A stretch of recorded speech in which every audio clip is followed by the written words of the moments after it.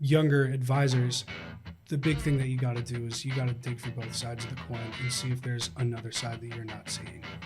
The biggest thing that you could do for an entrepreneur or all of those titles independence is be intellectually curious.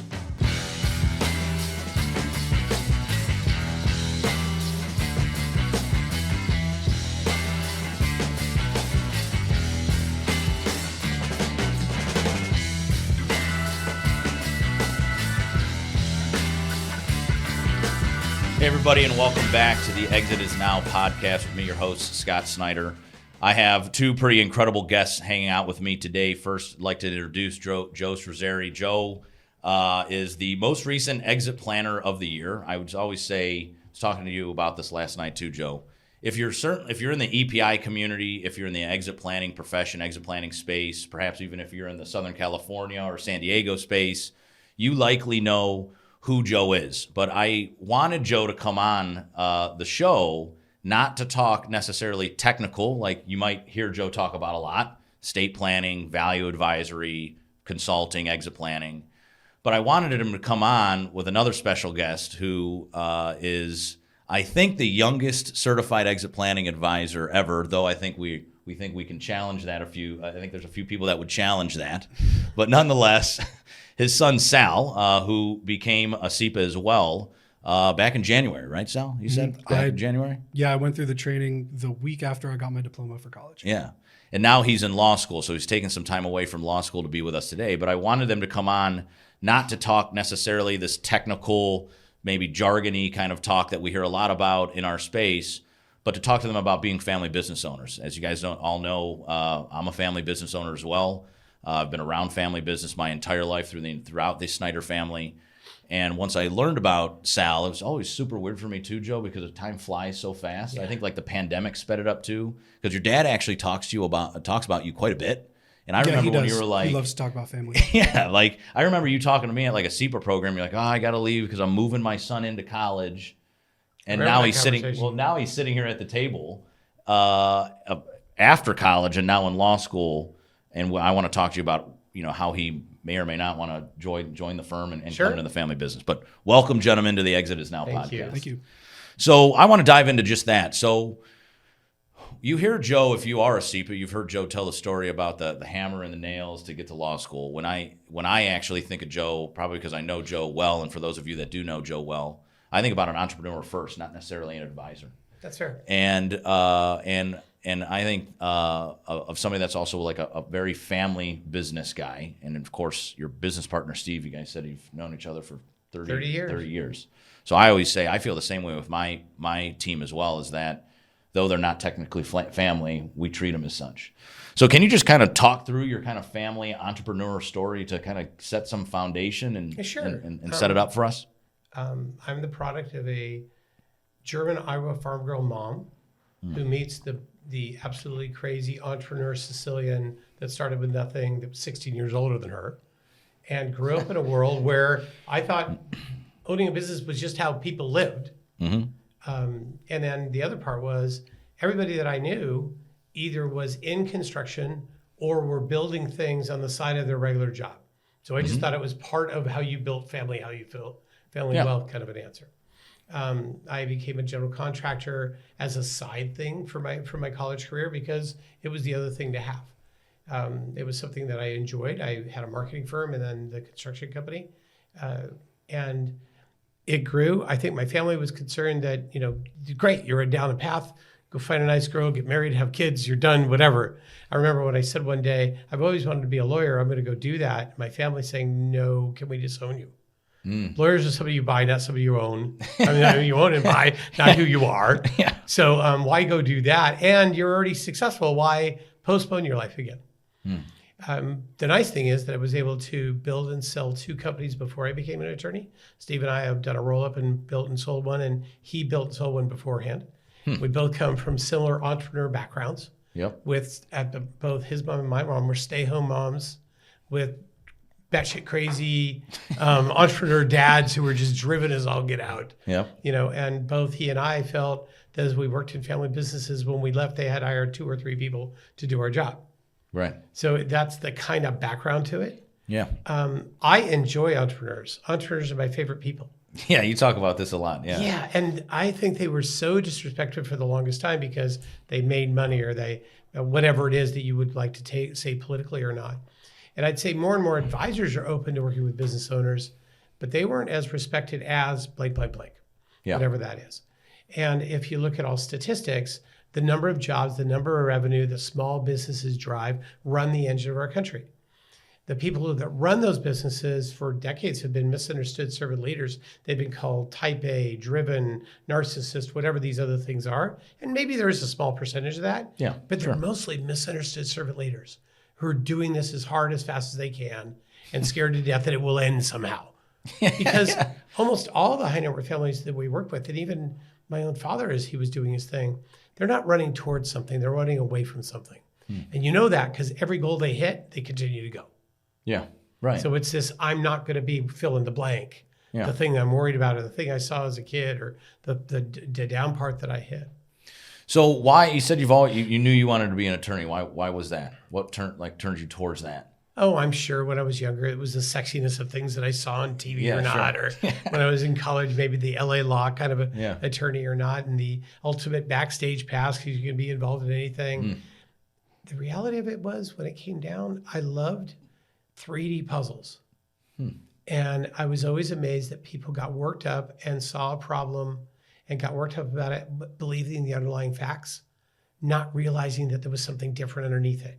And if you were able to get to what was underneath it, maybe it wasn't a problem at all. So you're a miracle worker for solving something that was never a problem. Yeah. Or there's an underlying component to it, and there's this interpersonal connection. It's just not about the dry numbers or facts. It's about why somebody's upset or what they really need. And if you're willing to spend the time with that, you often don't have to go through all the battles.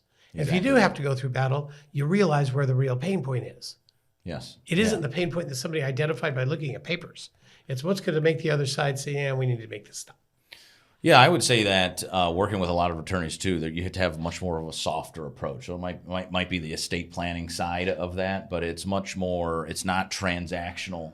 Your style is not transactional. Our style isn't transactional. I would say that we're in that part of the law that you'd call transactional. Contracts, estate planning, tax planning, integrated tax planning, the buy and sell of a business, the transferring a business to another generation, those things.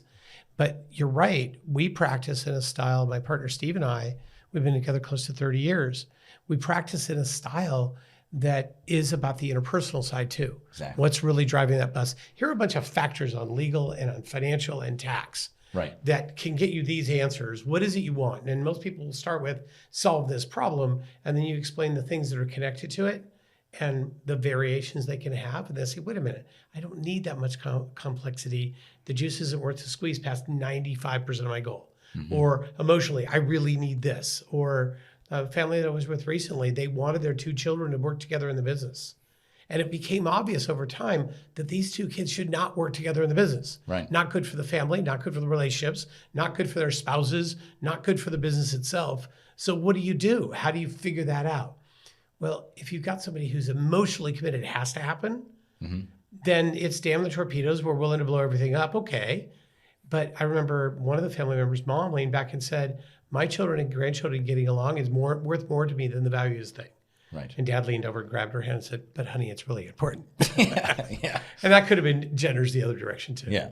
So, Sal, you kind of hear your dad kind of open up here about entrepreneurship, business ownership, certainly an entrepreneur himself. I always think it's fascinating too for such like I kind of consider him like a fast tracker, right? Yep. Like he goes, right? Like I think you're a fast tracker. It's kind of like you get through college, you focus on the certified exit planning advisor credential, earn that. Then you study for the CFP, the certified financial planner, and now you've entered law school. Right. And there's so many questions as a fellow kind of younger guy. I don't know how young I feel anymore. Oh, and to add to the problem during this Christmas break, what are you to go after?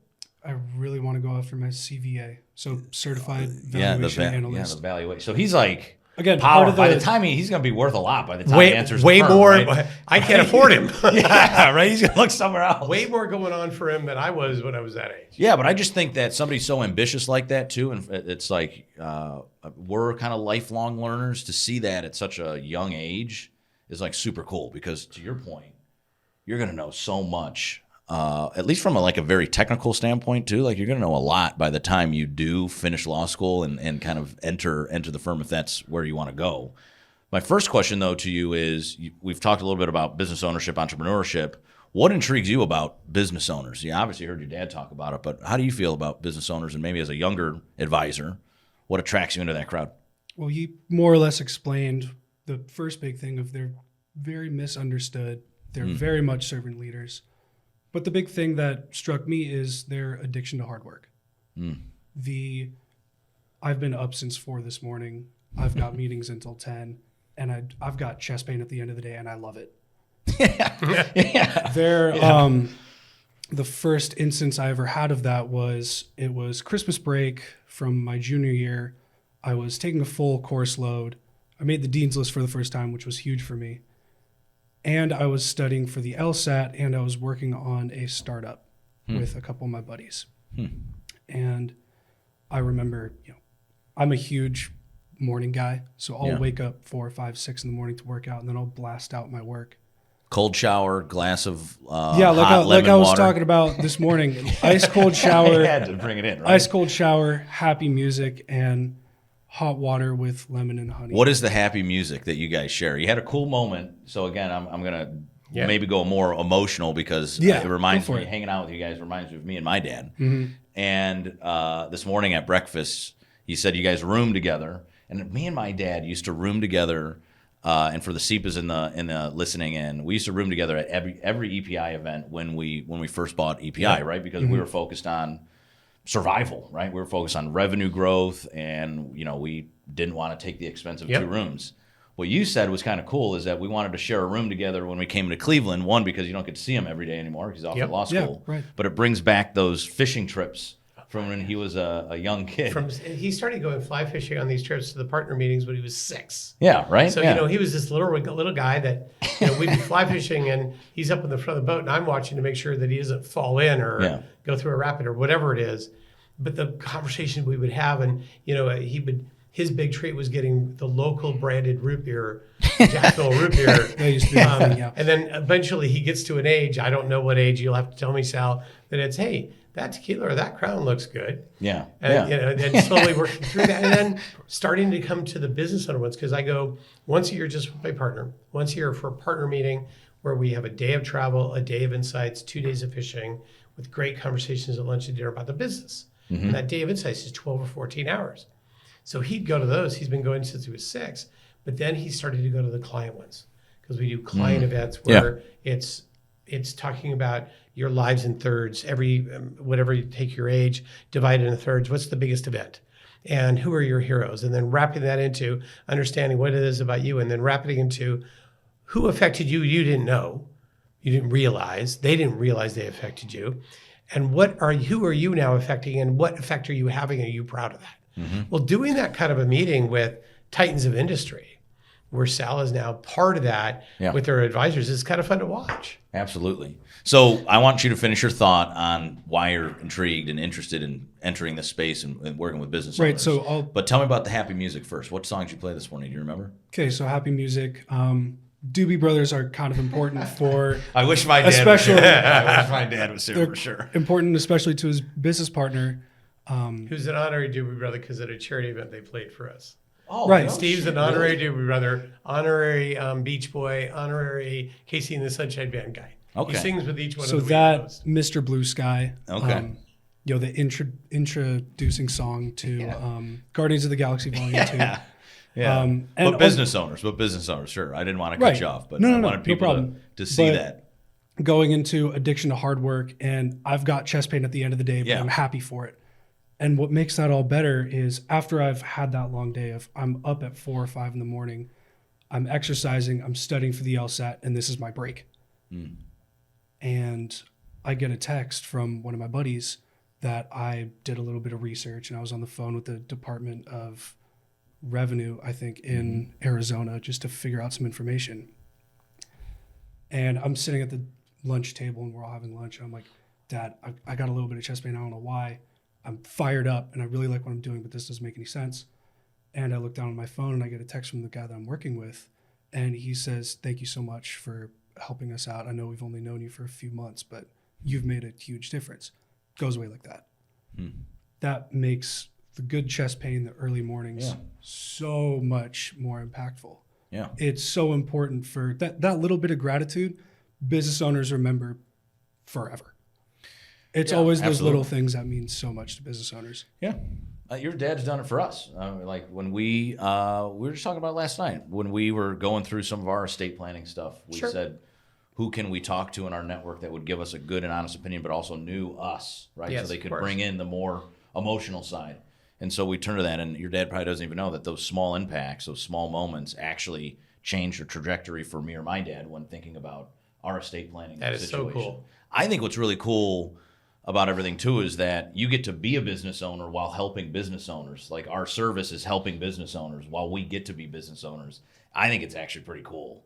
Talk about a little bit because we're more like your group is more than a law firm. So talk a little bit about how you've integrated the whole exit planning thing, the family stuff, because you have multiple brands. You have an education arm. Sure. So I want to lead into how he's going to fit into all this whole thing. Sure. So there are three but it's brands. pretty robust. There are three brands that are not public, part of our public persona. There's a criminal law firm that we own because wealthy grandchildren and great-grandchildren get in trouble more than you'd want to know. Is that rolled out after your firm with? I had relationships with, and especially this guy, and I made an offer he couldn't refuse to just take care of our clients. Because there was, yes, we had that, but we didn't own the firm for it. Right. I don't like standing in line, and my clients don't like standing in line, so owning the firm makes it easier. Yeah. Right. The next one is a valuation firm that Melissa runs and owns because there are two things about valuation firms drive me crazy. One, standing in line. And two, that the night before the report's due, they send you a request that's going to take 3 weeks to fill out because they need more information or you didn't send what I was really tired of that conversation. Okay. And then the last one was somebody who is a forensic CFO who can dive in and go, you smell there's a problem, but you need somebody to dive through the books and figure it out. And that's true in our litigation. That's true in business owners. That's true in buying and selling. That's true in transferring generations. That's true in the running business that isn't doing as well. There's something in the numbers that can point to a cultural problem. Yeah. And God forbid somebody doing something wrong. But the three brands that are in our public is Southern California Institute. Southern California Institute is an education firm. We educate to motivate. Yep. And in there, it's about education, resources, and advice on legal, financial, tax, and then counseling. It does about 200 programs a year. Most of them are about an hour long, but they're as much as 1, 2, and 5 days long as well inside that mix. It was 90% live and 10% virtual. Shelley pushed us to be 25% virtual, 25% hybrid, and 50% live because we do better like this. Yeah, of course. And then the pandemic, we went 100% virtual within a day. In fact, you were on the phone with me while I was driving the 45 minutes north to our Orange County chapter.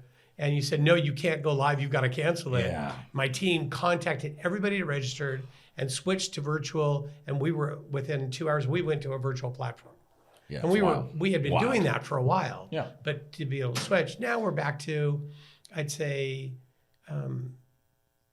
almost everything we do is taped, so we can go out again. Right. Yeah. But we're truthfully about half virtual and about half live. Yeah.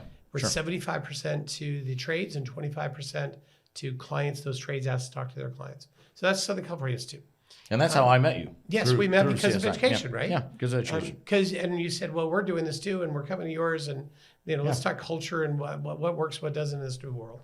Back then, old world. So Southern California Institute, the second brand is Founders Group, our value acceleration firm. We've been doing it for about 25 years, like the law firm, like the Institute. It was called something different back then, but it's about more money, more time for entrepreneurs. Yep. And we said it differently way back when. And then the third brand is our law firm. So the law firm grew up as an estate planning firm. We've got 3 departments. One is traditional wills, trusts, estate planning, where we grew up 30 years ago. The second department is governance or family business conflict. We found the thing that was most determinative of family success was alignment or relationship. It wasn't rates of return. It wasn't legal documents. It was alignment. Yeah. How do you get that? If I was to quote my buddy Roy Williams, he'd say that it was about trust and communication. I'd say it's about alignment, somewhere in there. And then the third one, which grew, I'd say 25 years ago, was our business and wealth planning side. So planning for families of the $20 to $200 million. And over these last years, I remember planting the flag and saying, we need to be known just as well in the exit planning world or succession planning world and governance world as we are for business and wealth planning. Mm-hmm. So that last part was our client. It's who we loved. It was the entrepreneur that created something from nothing, that had a business as a large component of their wealth that blended into the other side. So that's, I would say, the behemoth in us. It's what drives about 70% of our revenue. Okay. So listening to that, Sal, right, I think it's one, I think, super opportunistic. If you want to come into the family business, there's multiple angles. Oh, very much so. So I guess first, is it the intent to kind of get out of law school and kind of join up with dad and the partners and come into that and continue that legacy? And if so, sitting here now a year into law school, relatively young dude, what interests you the most out of that like full suite of services and companies? Well, first off, I like that I would get to do it all in a sense. So with the Founders Group, I get to use my CVA and I get to do what I love and what I went to school for. I get to break down every single number and line item and get to say, okay, what does this mean? What does that mean? What does that ratio share? But that only gets you so far, and then that gets you into nuance. And that nuance you get from counseling, which leads into Straseri Mancini, which is when I'd have the ability to do high-level estate and tax planning, but then I'd also get to do a little bit of counseling and understand and have that intellectual curiosity for what drives the numbers. And then there's Southern California Institute, which helps me do that, but on a little bit of a greater scale with more people in the room. And there's people watching, there's cameras, there's a ton of different input. And that's what I really like is being able to be in the middle, hear somebody else's perspective, get to ask why, and just dig for that nuance a little bit more. So long story short, I get to do all of these fantastic things because all of these fantastic things tie into each other in the financial, legal, and tax industries. So the other question we were talking about right before we went live too, within that space, you have some pretty sophisticated advisors. Very much so. Joe and his business partners. Yeah. You have some pretty sophisticated business owners, at least inside of their trades, right? They might not understand estate planning as well as Joe does, but they certainly are sophisticated in owning and running that business. My question is when I'm trying to think, 10 years ago, I was still a little bit older than you when we bought EPI together. But I remember after I sold my business in 2010, I wandered for a year. You guys were talking about the soccer balls and the IndyCar and stuff. So I was doing a bunch of, just random stuff before Dad and his business partner, Andy, at the time said, Scott, why don't you come into Aspire Management, where they were doing a little bit of M&A work and then a ton of like what we would call value growth work, helping business owners grow value and eventually sell. I was probably, I guess, about your age then. And what I found was, although I thought I was knowledgeable in a sense, right? So probably a little naive. I probably didn't certainly know as much as I do now. I always struggled with being able to kind of be in that room with fairly sophisticated advisors and business owners and getting the credit. And so for our younger listeners that might be saying, this guy's pretty cool, like seeing a young guy coming in on the podcast, being a SEPA, any advice for younger advisors kind of getting their feet wet and getting into this space of advice to business owners? First thing I could say is it goes back into those financial ratios will only get you so far. You really have to make it a partnership between yourself and your owner. And then it gets into that owner's family, that owner's other titles and dependents, like I was talking about, of their spouse, their children, all of it works together. So the big thing that I could say to the younger viewers out there or the younger advisors, the big thing that you got to do is you got to dig for both sides of the coin and see if there's another side that you're not seeing. The biggest thing that you could do for an entrepreneur or all of those titles and dependents is be intellectually curious and try to dig to understand all of the pieces. I think here we talked about that this year at the summit too. We had a lot of sessions around curiosity or the right questions, and those questions were talking more about how do you dig a little bit deeper into the owner's life in a kind of a non-invasive way to just have better conversations, better questions, and investigate. The other thing I think that was cool that I picked up on yesterday that I want to talk about right after the break is what I didn't realize, and I, as a young entrepreneur, it was funny at dinner. You said, man, I've been sitting in the boardroom since I've been 6. So I want to tell that story right after the break. So we'll be right back. Stick with us. For business owners, by a business owner.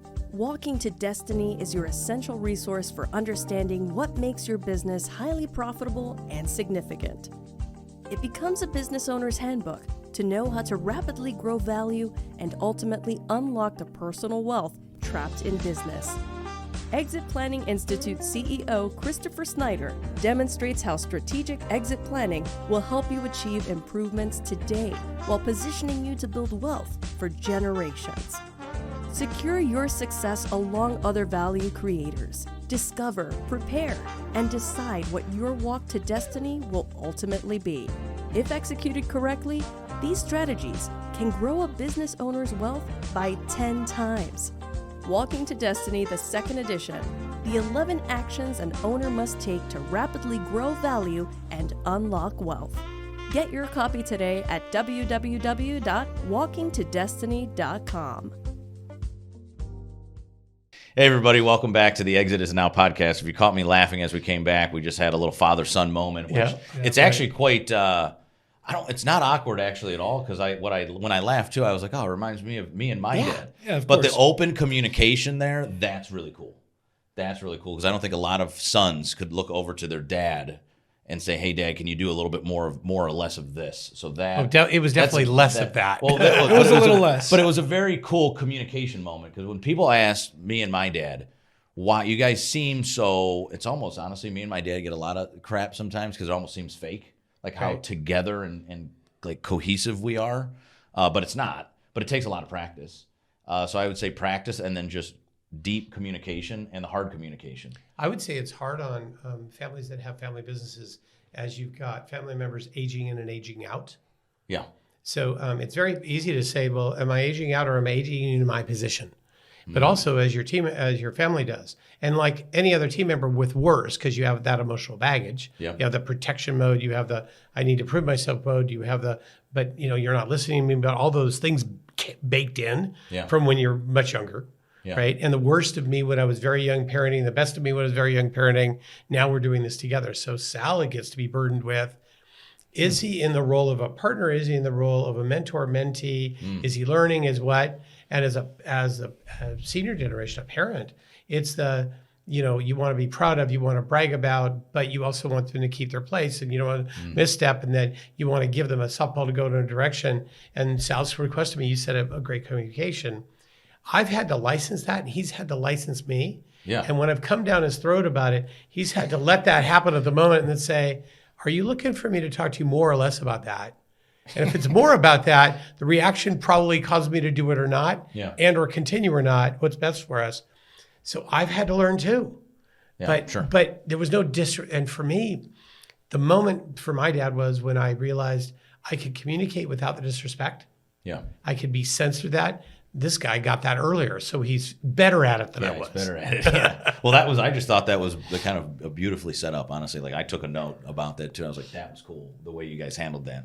So I want to go back to one of my first thoughts when you became a SEPA, and then your dad said, yeah, he's going to go to law school, and then you were talking about your CFP. You talked today about your CVA, like clearly venturing into this space.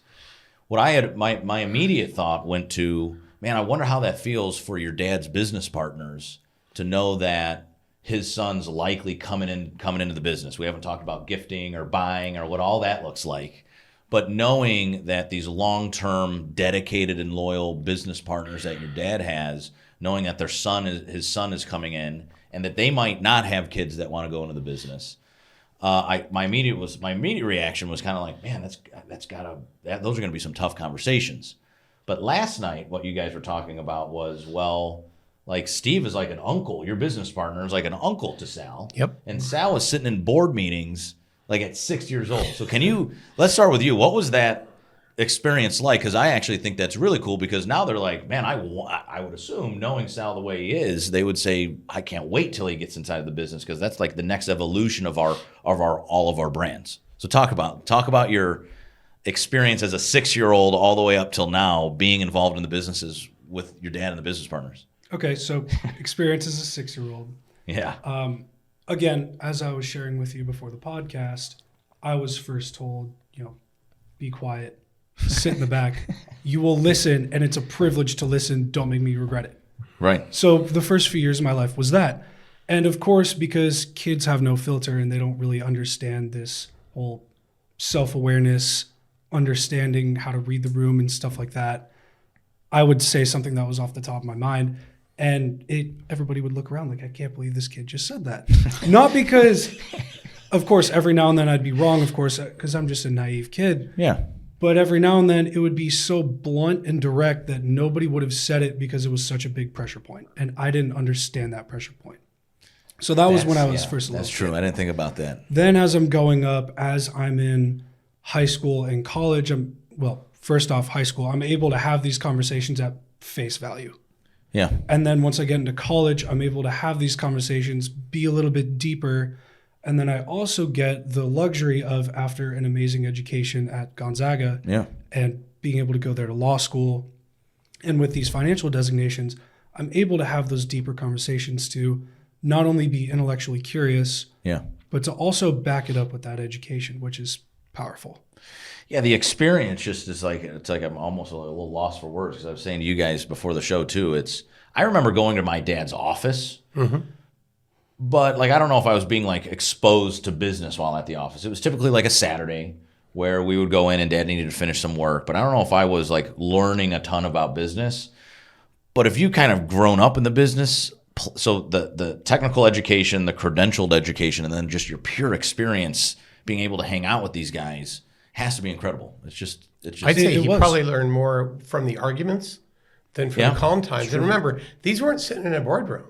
He'd go to partner meetings. We go to Jackson Hole, Wyoming. Yeah. We travel, have these great meals the night we land, and talk about the next setup, and then have a 12 or 14-hour day where we drive into Yellowstone in this massive SUV. Everybody's got binders out except for the driver, me. And then we'd stop at picnic tables and drink great wine, eat salami and cheese, and then drive and then go look at a great piece of scenery, and spend that 12, 14 hours in a very structured, broken into sections. Every year a partner would have the ability to drive or set up ahead of time. But he'd have a binder too. He'd have read ahead material, most of which he didn't understand early on. Of course. So when he went into college for his finance degree, suddenly he wanted the financials sent to him the week before so His Majesty could analyze my financials so he could explain where we're screwing ourselves up, which is that's a change, right? Yeah. The next change is going to be this other side. But what was it like for you, son? I know you don't want me throwing you softballs to talk about, which I got scolded for earlier. But, you watched Uncle Alex and Steve and I argue or something, or Scott. You watched us evolve as a firm, or when Steve couldn't spend as much time or could, or we disagreed, or we were in all agreement. What was that like difference between 6 and 10 and 16 and 20? Okay. So obviously when I was first starting out, as he shared, I didn't really understand what was going on for a lot of it. So that kind of drove the bus for sit in the back and listen. It's a privilege to be here. And then as I got older, I started to understand a little bit more. And now it's got me looking back to saying, wait, I remember we talked about something like that years ago. Right. And now I understand why. It's all coming together. Yeah. And it ties back into what was going on so many more times ago. And those neurons are firing at such a high pace where so many different things are connecting, and I'm starting to understand it a little bit more. And that mesh that might have been a 3x3 is now a 5x5, a 7x7, and now it's just infinitely intertwined. Yeah. Which is very, very, very fun. Was that deliberate, an intentional, right, for Yeah, you? I'd And say did you have to clear that with Steve? Hey, Steve, I want my son to come to some of these because I want him to learn. I'm really lucky in that Steve and I think along the line so much, and there's a lot of checking in between us. Yeah.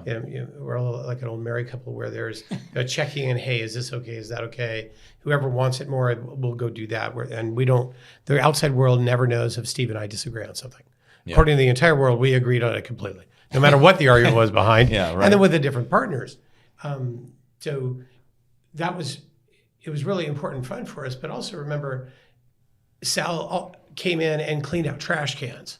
And then worked his way up to putting binders together for programs. Yeah. And worked his way up to scanning. And worked his way up to being the front desk person, working for Shelley, to working in the Qualtrics digital programs. But then when he's in school, he's studying, one of the cases that they're studying is one of my buddy Jeff's clients that he sat in on as he wingman them. Yeah, see, that's got Good to RX. Yeah. Or he got to use Qualtrics in his college project that he did in the office. So it started to tie together. That was the fun part when it started to tie together. As far as was it on purpose? I worked every trade as a laborer on 3 construction projects in order to learn the trades as a laborer. And they paid me minimum wage as laborer on these 3 different construction projects that I did while I was still in school. Yeah. So I got to go from the ground up in things. Yeah, I went to the hospital 3 times in one summer and got really injured a couple of times. Yeah, right. But it taught. Yeah. So how do you do that? If Sal's had an interest in this from when he was a kid. Yeah. You mentioned earlier, the reality is that because and my own partner Steve too, has spent the time on the train him as if he's coming, but let him know he can go do other things. He'll be offered 4 times the amount of money, 3 times the amount of money, straight out of college for all this to go somewhere else. And that's his God-given right, by all means. Yeah. And arguably, he probably should for 5 years. My partner is 12, 13 years older than Keyword I am. arguably. Yeah, arguably. Well, he's 12, 13 years older than I am, and Steve may session out before Sal enters, so Sal wants to do that earlier. Okay. Yeah. As far as partners, junior partners have been a concern, or associates who are seeing they're tracked up. Yeah. Because they'd say, but he's going to get a leg. So he's got to fight against showing up early, staying late, all the rest. So I don't think my equal partners are concerned. I think they're very proud. I think the Shelleys, the Jeffs, the Melissa, the Steve are so proud of him and want to help him up that they'll want to burden him less and harass him less. And I want to burden him and harass him more. Yeah, right. They're like your allies. Yeah. But it's the associates working their way up, or the junior partners working their way up, that have a concern of where they fit. So it's going to be his job to let them see him as a partner, let them see him as a supporting cast to them, rather than domineering over to cause them to be an ally. And if he doesn't get to stay. And it's worked pretty well with the I'm here to serve, not here to take your place. Because I would always do the setups for the meeting. So in his conference room that I was lucky enough to build the hardwood table that's in his conference room, we've got 16 chairs, and I know how to set up each chair and wait. That person brings the water bottle, so they don't need it, but they also like sparkling water every now and then. So I'm going to put it on kind of the other side of the table where it's in reach, but it's not overpowering. And everything has to be just so. And it gets to the point where if I'm sitting in one of these meetings like CFGA or behind the conversation, excuse me, it feels very unnatural for the people that I'm working for. That's exactly the word I'm looking for. But the people that I'm working for to pour me a glass of wine or to refill my water, that feels very, very unnatural. Yeah, right. And I love that I feel that way because I'm there to serve them, not the other way around. Mm-hmm. And that kind of ties into looking into the future of his business partners. I'm not going to be there to replace them. I'm going to be there to serve them, which is going to be massive. Well, I think too. I think I said this earlier too. I think having a younger business partner coming in gives the firm a whole new perspective. So although I'm sure you guys study and you understand the generations and the different types of owners, you have one that's living it within that age range. I think it's a lot different, right? So I remember when I had to seek an older partner. Yeah. Because I needed a silverback, because somebody would say, how could somebody this young be giving me this big of advice of what I'm doing? Right. Son, come on. Yeah. Well, now I'm to the point where I have clients say, so what's your succession plan? Something happened. I went to sleep. Great segue. I woke up and now it's a what's your succession plan? Yeah. What happened to I need older partners? Right. Honestly, Joe, it's honestly a great segment because that's the biggest question my dad and I get in this space is, okay, you guys own the Exit Planning Institute. Like, what's your exit strategy? So is that something that I'm sure you have, as an advisor, the advisor in you certainly has forced you to kind of think through what your transition and a story that perhaps some of the SEPAs know that you share too. Like you've been hit by at least one of the 5 Ds, right? Yep. So you've had some impact moments throughout your career as an entrepreneur that perhaps have added to shaping that transition strategy as well. At 38 years old, I went to go play racquetball with Steve, which we did 3 times a week. And where I went to meet him, he came outside. Now, as he said, I was holding up the wall. And I wasn't feeling well, hadn't felt well that week. And I had this event where and I'm driving this new car that I'm now complaining at because my back hurts. And then I realized my chest is hurting. I had a clean treadmill because I have family history 3 months before. So now I'm driving myself to the hospital. What an idiot. Because I'm immortal like every other entrepreneur. Yep. And I end up having a massive heart attack and 6 bypasses at 38.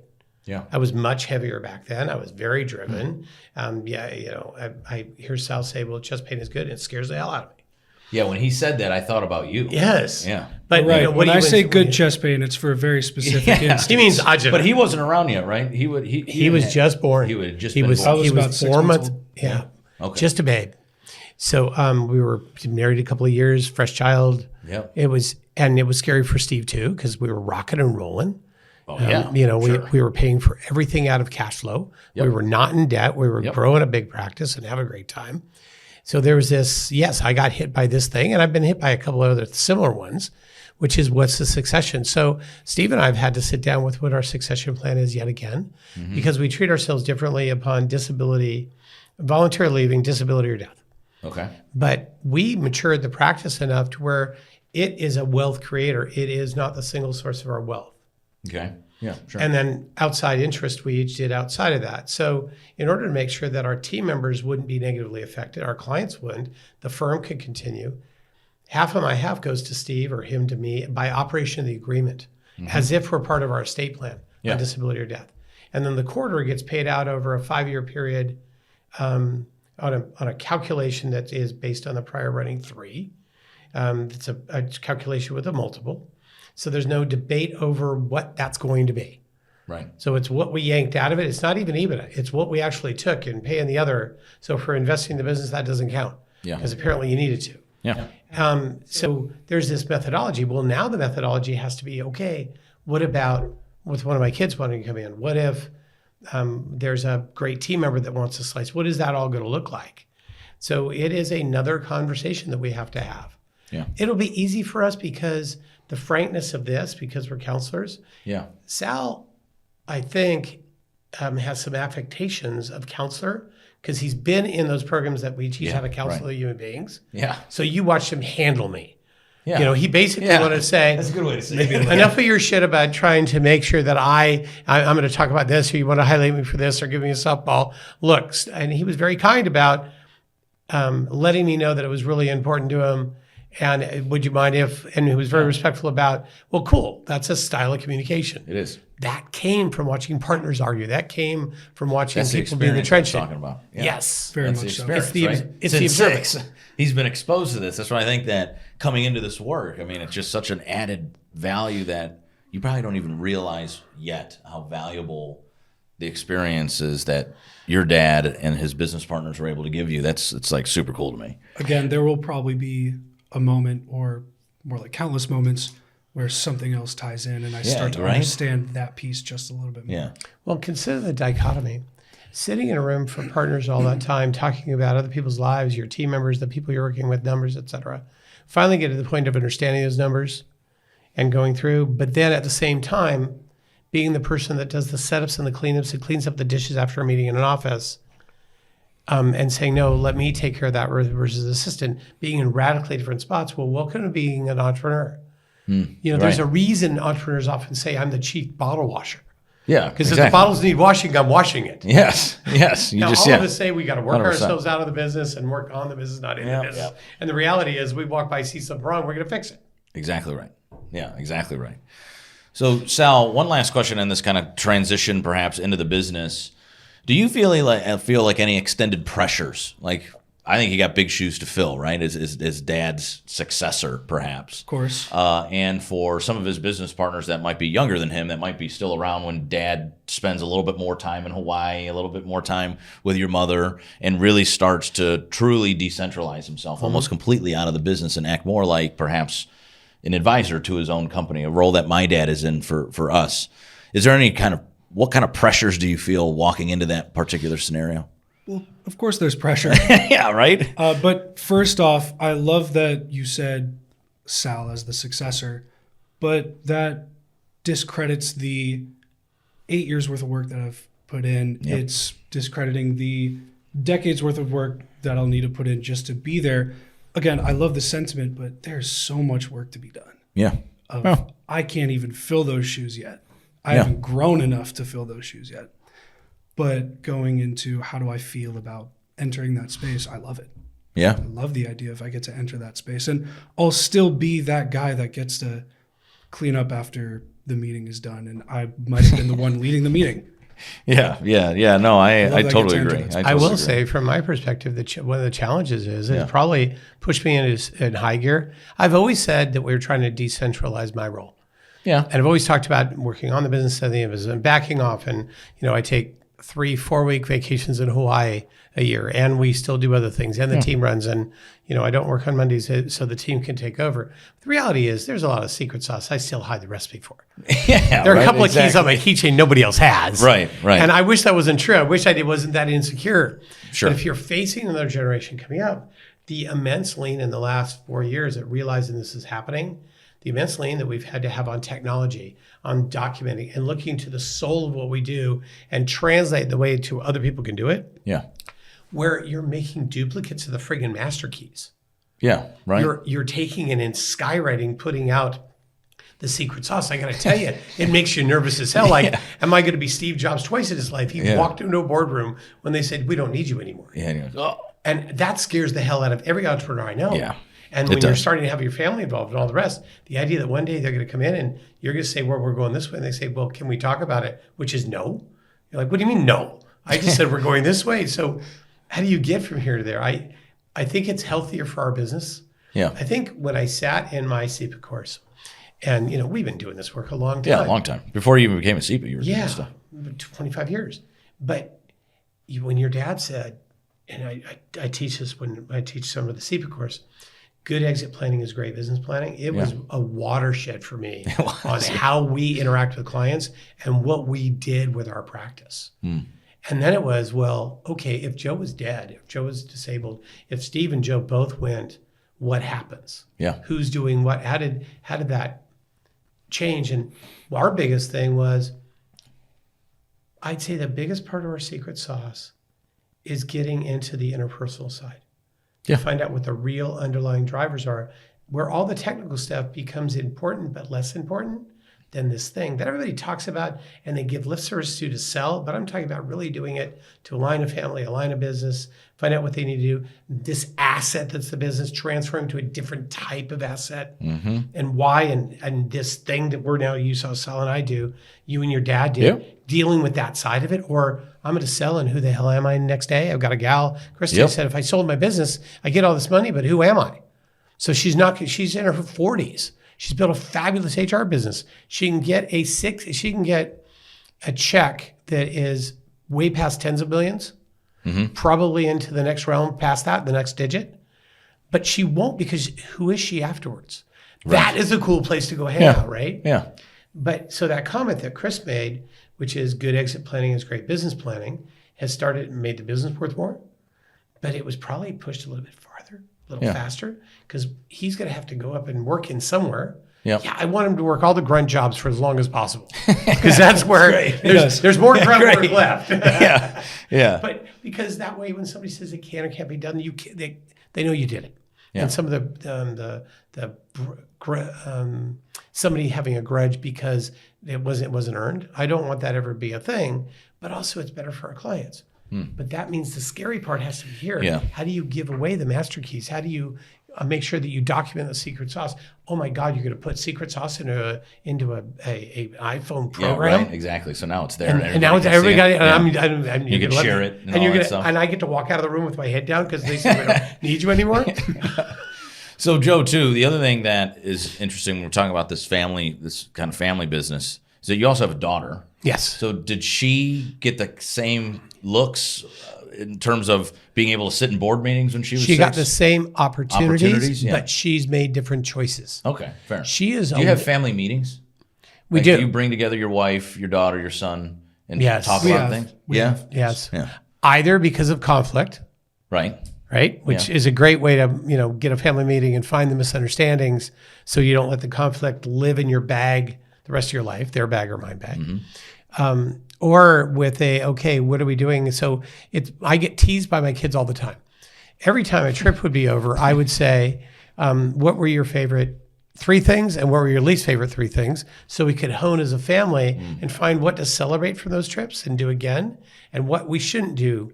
So they had input. Well, it gave me a better way to refine, right? Yeah. Now they're doing it to me, which is kind of it's cool. the role reversal. Yes, which is very cool. It's always fun to make fun of him for, okay, what did you like the 3 things the most out of? What did you not like at all? What do you not want to do? And my daughter has not taken the opportunity to be in the business meetings, but now she's headed off to college in a few weeks. Yeah. And she had to choose a major and what to do. And she kind of leads towards the counseling side of what we have. Could she do that for affluent children and grandchildren? Could she do it for women in business? Could she do it for women of wealth? Could she do it for entrepreneurs because she's been around grandparents and parents that are batshit crazy entrepreneurs? Could she, and she's wildly intuitive. She uses that skill. She won't have the credibility for all that Sal has from the finance and the CPA and SEPA and attorney and all that other stuff. So what would she fit in? And what if she wants to be a stay-home mom? What if she wants to be a mom and work? Yeah. All that other stuff. So I've sat with her swimming off of Waikiki or out on the boat after dropping anchor over in Hawaii and saying, okay, what is it? Here are a bunch of things at your disposal. Do you want to run off and do your own thing? Yeah. Do you want to be involved in these things? He would love it if she was involved. Oh, you would? I very much would. Wow. That's, my sister, and if my sister's listening, my sister like really never wanted anything to do with the family business, right? She was like, yeah, you and Dad do your thing. I'm totally cool doing my thing. And you guys heard a little bit at dinner last night. She's an attorney. So she knows, like, she does understand our business, and she's a part of our family meetings as well. But yeah, she never, but I would have enjoyed working with my sister too, because she's, we're a lot alike, but we're a lot not alike too. So some of the things that we're so polar opposite on would actually benefit me from having somebody like her around. But I think that's cool. So you would actually say, hey, come into the business with me.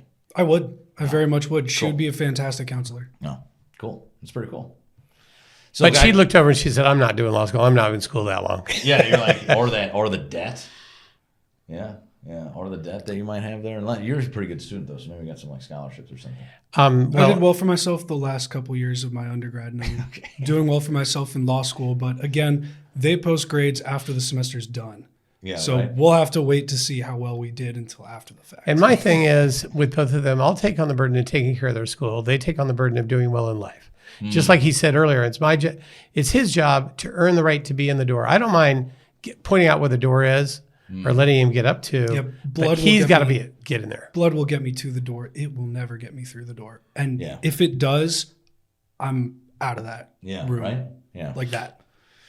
All right, guys. Well, I want to take a quick break. I want to come back, and I've been asking everybody on the show about this. It'll be interesting to get 2 different perspectives. Is how can we connect better with business owners? And then we've been talking, this loose theme inside of EPI this year has been this evolution of exit planning. Where are we going? The market's changing. Owners are getting younger. Baby boomers are starting to exit. Where do we want to go, and how do we evolve inside of this exit planning space? So we'll be back in a quick couple minutes. The Exit Planning Institute is the authority in exit planning. With its award-winning process, the Value Acceleration methodology provides deep insights into how to help business owners create more significant companies while blending and aligning their business, personal, and financial goals. EPI brings together the world's most elite exit planning advisors to form the EPI community. The EPI community represents over 15,000 professional advisors worldwide, including its 5,000 certified exit planning advisors. These advisors include financial advisors, growth consultants, CPAs, attorneys, M&A advisors, amongst others, who come together to expand their knowledge, create and innovate, network and relationship build, grow their practices, and better attract and engage business owner clients. Join EPI today and gain access to the community, content, courses, credential, and conference that you as the professional advisor need in order to harness the opportunity with small to lower middle market business owners who strive to grow a company of significance, thus having a highly valuable and transferable company. Follow the Exit Planning Institute on LinkedIn and visit earnsepa.com to learn more about the community leading the exit planning profession. Hey, everybody. Welcome back to the Exit Is Now podcast. In closing here, I think that it's a really interesting time inside of our exit planning space. We see the demographics changing a little bit. We've gone really through the pandemic, from 60% of the privately held companies in our country today owned by baby boomers down to 51, and then the younger generations rising. So I think that's kind of an interesting thing to see. We see exit planning, I think, across the board, regardless of age and generation, more relevant to business owners, though they might not be 100% into it. They are at least better than they were 10 years ago. And so first things first, though, as advisors and business owners, what kind of advice do you have for business owners today? And anybody can start. Who wants to start? Sal, you want to Sure, I'll take start. it off? Yeah. The first thing that the first thing that advisors need to realize is that it's never about what it's about. It's never really about that. So if somebody's got a qualm with their employees for X, Y, and Z reasons, there's always a motive or a misunderstanding for maybe we're just not seeing the big picture. Right. Maybe we're not seeing the bigger picture, actually, of yes, you might have a qualm with this person, or you haven't talked to, from an entrepreneur standpoint, maybe you haven't talked to your family member about this problem because you felt this way at that time about 3 years ago or something like that. So it's never really about the first qualm that you've got in your chest. It's always something else. It's always digging deeper to that next level. That's very important for advisors to go do, and very important for entrepreneurs to be open about, because there's a lot of these qualms that they don't really share with anyone. Right. I think this might be generational too, but I do think it's very hard for business owners to kind of open up so that the advisor could be able to perhaps ask the right questions and dive a little bit deeper with them as well. Joe, what do you think? I think our market, I'll talk about the market first, and I'll talk about advice to the business owner and the advisor. Sure. The market itself, when we were doing this work 20 some odd years ago, it was white, 50s into their mid 50s into their 80s, entrepreneurial males that were very driven by loving on and taking care of their employees, but they were cut every expense to the bone. It was grow, it was live smaller than your means. And that was the big part of the bell curve. There's lots of outliers, but the big part of the bell curve was that. Yeah. I think that by all studies that you were talking about and the others, that the age of our entrepreneurs has shifted to the left. Yes. That as some of our people are aging out, the ones that are buying or taking are younger. People used to work in an industry until their 30s, 40s, and then start their own business. You've now got people that entrepreneur out in their 20s that now have matured businesses in their earlier. Right. So the entrepreneur that we're dealing with is that. And I'm not talking about the people that have $100+ billion companies, and I'm not talking about the less than $5 million companies. I'm talking about the bulk of our work, the 20 to $100 million companies, or $5 to $100 million companies that exist in the 20 to $200 million family. That big bulk of our entrepreneurs that we have a chance to move the needle with has A, aged down. Yes. B, the gender difference is growing because we have women that are you don't have a large group of women that owned businesses 30 years ago that are now aging in, but now you do at 20 years. And you definitely do it 10 years, and you definitely do it 5 years. Big part. So now we're starting to get a different gender that's inside of this, that no matter who you believe, whether it's Mars, Venus, et cetera, that process differently. Younger group process differently, that had access to technology or none. We also have this other gender side. You also have more ethnicity. You've always had the hardworking ethnicity that capped out at about a $5 million business. Now we're getting ethnicity that's growing way past that. Right. And I'm not only, I have value for the Harvard Business School group too. That's not the big part of the bell curve. And most of them are going to be higher than the $100 million business. So our demographic has changed. Also, the way you interact with that demographic is going to be different too.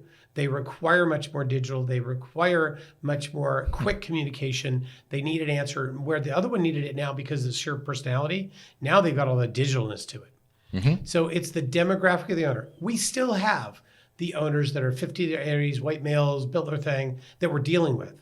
And you should have your practice around it. And if you're one of those, you should value that you've done this. Greatest generation type, or a little bit younger than that, live close to the vest, not too flashy, grew it, really not on leverage. They've got their thing down.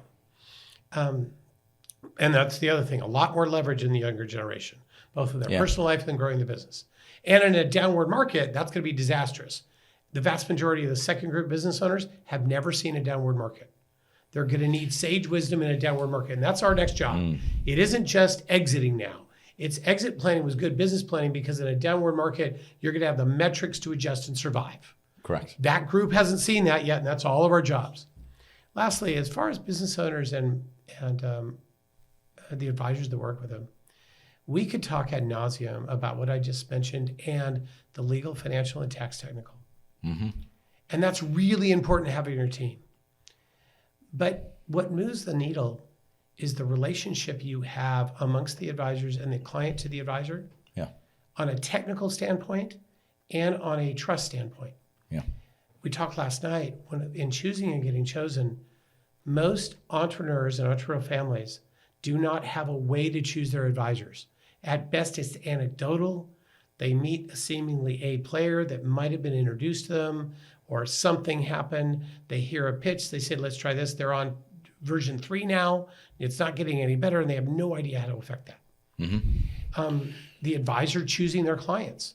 Do they fog a mirror? Is it within my realm? Is it enough compensation? Is it compensation driven or passion driven? Can you imagine being in a room every time with your advisors where they're lit up over what you're doing in life and moving the needle? Right. That's the way that should be. Yeah. And technically correct. Yeah. And then both sides don't realize they're getting chosen. Clients don't realize when they bump into the seemingly A-player advisor that table's been set for 1 to 10 years, waiting for them to bump into, like a college freshman boy bumping into a girl saying, well, maybe something will happen. Right. Exactly. There's been a choreograph to cause that. And I think it's wonderful. Everybody should have a business model. But if a family member could realize that as they sat in that first class seat, as they pulled up to their golf club, as they went to that resort, that there was a choreograph that happened that was just starting, and they don't realize it's already been written. And then and that's getting chosen. And for the advisors, I would contend most advisors don't realize why they got chosen, because they'd repeat the behavior if they knew it. And they continue to create things and products and strategies and hooks and pitches, as opposed to making sure that there's a match for connection, both relationally and technically, and be able to say, this is my lane, I'm really deep. These are my lanes, I'm really shallow, and I need other people in those lanes. Yeah. Pretending that you own those lanes and trying to fake it, business owners smell you out. You talked about this at the summit a couple months back, and I think that is great advice too for the advisor, that we don't have to be in all lanes. We can't be in all lanes. No. We have the lane, and then we have some side lanes that we might go into a couple times, but the other lanes we need to fill with other great and like-minded advisors. And you've got 4 choices. You can hire it. Yep. You can, you can learn it yourself. And that's a deep pool to learn it well enough to be able to say, I'm willing to risk all your wealth and what I know. Yeah. You can hire it. Do you have somebody talented enough knows how to do that? You can buy it, a computer programmer, whatever it is, or you can partner it.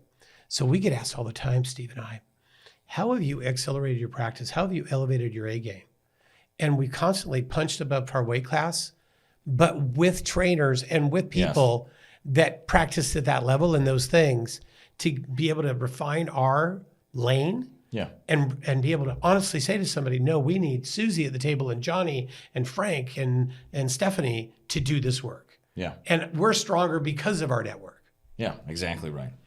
Well, gentlemen, we've come to the end of the show, so I appreciate Thanks, you coming everybody. all the way in from Washington State, from California, coming all the way to Cleveland, hang out just for a 24-hour period or less with us. But thank you guys for being a part of the show. I love hearing family business stories. For our audience, our next show is August 30th.